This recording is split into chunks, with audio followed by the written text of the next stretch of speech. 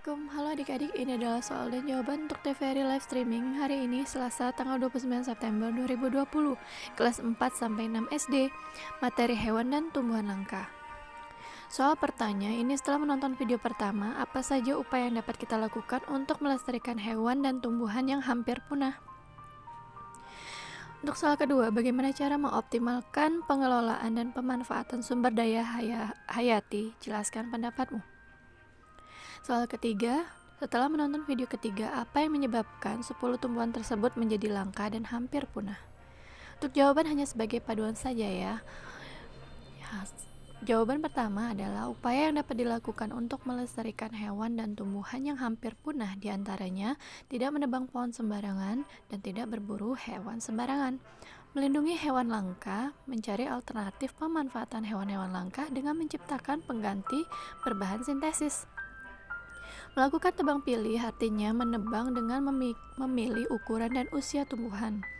Penanaman kembali tanaman yang telah dimanfaatkan atau pemerajaan tanaman.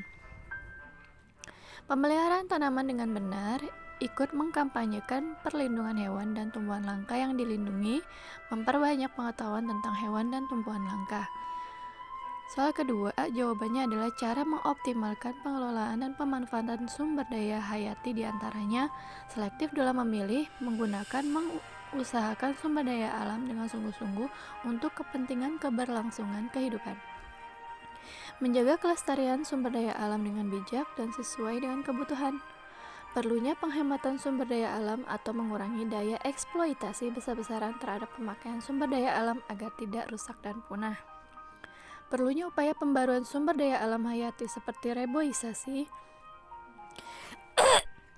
mengembangbiakan flora dan fauna secara modern, penanaman ladang secara bergilir, dan pengelolaan tanah pertanian lahan basah dan lahan kering.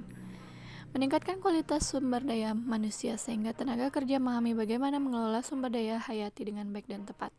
Melakukan hal yang bersifat berkelanjutan agar sumber daya hayati tetap melimpah. Untuk jawaban nomor 3, penyebab 10 tumbuhan tersebut menjadi langka dan hampir punah adalah habitat alaminya banyak mengalami alih fungsi menjadi lahan pertanian, perkebunan, dan pemukiman hingga pertambangan.